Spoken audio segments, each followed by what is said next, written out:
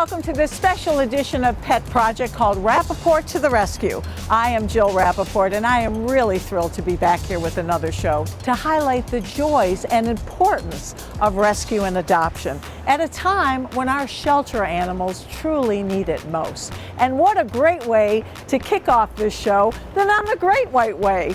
We are here about to enter the James Earl Jones Theater to take you behind the scenes of a new show called Left on 10th, which is truly all about second chances. And that's exactly what our two canine co-stars got when they joined this production. I'm in heaven. Bill, did you train this dog to do this? No, he came that way. He's just a lovey-dovey dog. And so great to see you on another production. And here are the two stars that you have trained for this show. Tell us about what went into this. When I got the call for this particular story, which is a beautiful story of Delia Ephron's life, it was clear how important her dogs were to her and how the characters weren't trick dogs. They didn't have to have the type of personality where they would do things. They just had to be so cute and loving that when the audience saw them, they believed that they really loved those characters on stage. So Charlie was actually in a shelter in Long Island, and he had been in foster for 13 months because he was a biter. And when I met him, I went, he's just afraid, and once we worked with him, you see how loving he is now. He's not a biter, he's a lover. I know, and Nessa Rose here has been playing Toto for years and years. Yeah, and I could see that. Yeah, so she's got stage presence, she's got confidence, and she was like, yeah, I'll play the dog that dies. Oops, spoiler alert. So she'll play she does more of the show than he does. And training animals for the stage, obviously, it just sounds like a daunting task. And you seem to manage it year after year. You're the go-to guy. You had challenges with this show, especially with the first female lead, didn't you? Yes, the characters that we wanted were two Havanese, because Delia Ephron had two Havaneses. And so we originally adopted him and another little female, whose name was Dulcie. And she loved rehearsal, she loved Julianna, she loved Peter. And then during the process of getting them onto the stage, she just became like, this is kind of too much for me. And when I see a dog not having a good time, it's like, okay, then your career's over and we're gonna find you a home. So we needed a quick replacement, a pro to come in and save the show. And so we brought in Nessa Rose to come in and take over the role of Honey. Bill, you knock it out of the park every time. It's amazing. And I know you're out there for every single performance, 8 shows a week. Do they always come through for you? They come through as much as the actors do. I gotta be honest. I mean, everybody makes mistakes, Sometimes they go up on their lines and sometimes, he forgets to pick up the toy. But it's real. As long as the emotions are real and they're happy and the audience sees that, they buy it 100%. And the fact that these are rescue dogs, that is really the most important message with this show, isn't it? It's our message. I mean, people have to know when you see these dogs on stage, anybody could have adopted them the day before I did. You could have had these dogs in your home. So I encourage people that don't think of them as broken, think of them as stars, and they're just waiting for you to come get them. Well, this is proof, right? Are you ready to go on stage for your close-up? Oh, let me kiss you a little more. I could stay here all day long, Bill. Congratulations again. You little stars. Oh my goodness, where are they? Where are they? Go say hello. Oh my goodness, come here. Charlie was on the street 6 months ago, and he is so bright, and I am working so hard not to fall in love with him. Because I love him. And he's got this crazy underbite.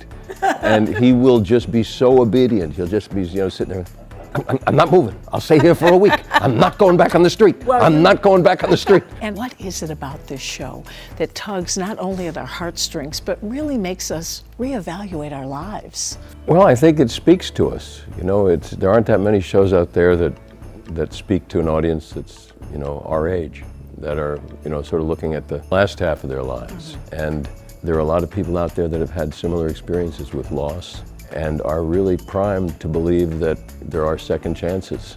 Every night we go out and sign, we're so grateful for the audience members, but it's such a range of people. People who have just come from chemo, young college girls. I had a girl come from Canada. She saw it 5 times. She's 22 years old. And she loved the memoir so much. She wanted to see how it was written in a play, and she wanted to see how it changed during previews. And that's beautiful, and I think people are really responding to that in a gorgeous way. And this is the ultimate message of a second chance, especially for your four-legged co-stars who were rescue dogs. Right. Rescue dogs. Right, yeah. They're so cute. The dogs are received just explosively at the end during the curtain call. We bring Charlie and Nessa out for their bow, and the audience, no permission is needed. You can express the depth of your love for an animal without any apologies, without any caveats. So we bring them out and you just feel this palpable joy. Everyone just, it's beautiful. It has nothing to do with anything but love. There's no politics involved. There's no religion involved. It's just pure love. You're such a good boy. Oh, look at that. Oh, getting the love. Is there anything better than this, Daryl? Nothing. This is it. This is it. Well, listen, thanks to you, the show is here, and nobody's looking at us because these are the real stars, right? These are the stars. These are the precious babies. Oh my God, I love it. And the fact that the wonderful Bill Berloni, there's no one like him, literally no one like him, that can bring these animals from the streets to the stage, and then he goes on to give them the most wonderful, loving life, which is what they all deserve. They're little stars, but they are amazingly adaptive to people and crowds, and I think they just know how happy we are to have them. And it's good theater is based on stories that people can respond to, both emotionally and intellectually, and of course be entertained. But it's really about how do I feel? How do I feel? And I think people feel very deeply seeing this show. And of course the dogs get right into their hearts. Oh, and considering your track record, which is really miraculous, I have a feeling you're very drawn to this show because of these little fur angels. I see you here more often, right? You're tending them a lot. I do like that. I mean, I like all our stars, and these are two of them. Congratulations. Thank you very much. To see this production finally get to the Great White Way, based on your heartfelt memoir, which truly is all about second chances in every form. It's true, it is. It's second chances in love, second chances in life, second chances in dogs, second chances in just about everything. It's a roller coaster of emotions. It's about all the things that life deals you, all the great stuff and all the tough stuff, and just like powering through. It's about bravery. This show will leave so many people with so much hope, which is really the most important message, wouldn't you say? Yes, I do. I think it is about hope, and I think it's about the fact that life is going to deal you every which way. Good, if you're out there, it's going to deal you great stuff, and it's going to give you tough stuff. And you have to find the nerve for both. One of the things that happened to me is I lost my husband, and I was too scared to fall in love again because I just remember the loss part, and it was so brutal. But then that means you're giving up the joy part and the fun part and everything, the everything part, So you've got to just be open. And the fact that this is truly the ultimate second chance for the canine characters on stage. Yes, it is. I think one of the things that, you have dogs, so but you lose a dog, and it's as heartbreaking as anything. I sobbed uncontrollably for the loss of my dog, honey, and then, 4 months later, I had to have another. Because they just bring life into you. They bring life, and they're so eccentric and delicious, and they're waiting for you when you come home, and you hear their little paws on the stairs, and, life is better with a dog. Amen. When I read Delia's memoir, I connected with it because it is a romance with a little trauma in the middle. Spoiler alert, there's a happy ending.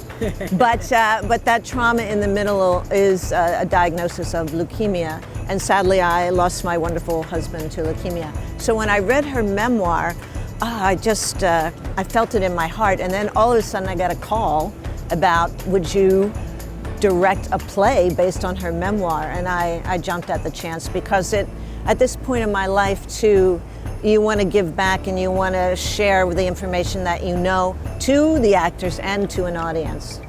And the fact that the people that are coming here are coming for the most unusual, heartfelt reasons, aren't they? Yes, well, yes, the people that are coming, I mean, it is that second chance of love in your 60s, your 70s, your 80s, and to see if that even is a possibility, because the thing is, you do have to be brave, and I understand that. You have to be brave. And then, talking about health and life, people, that second chance, taking a chance on a treatment or taking a chance when a doctor says, you only have 20% chance to live, but you should try this. And a lot of people say, you know, I'm just going to live out the 4 months and not do it. And which they did say to Delia. And Delia asked that question, should I do this? She took the chance and she lives. She lives today to see that she has a Broadway show. And that's the thing about the piece that is so wonderful, because you usually don't see adult stories like this. And part of this adult story is that we have 2 glorious puppies. They are amazing.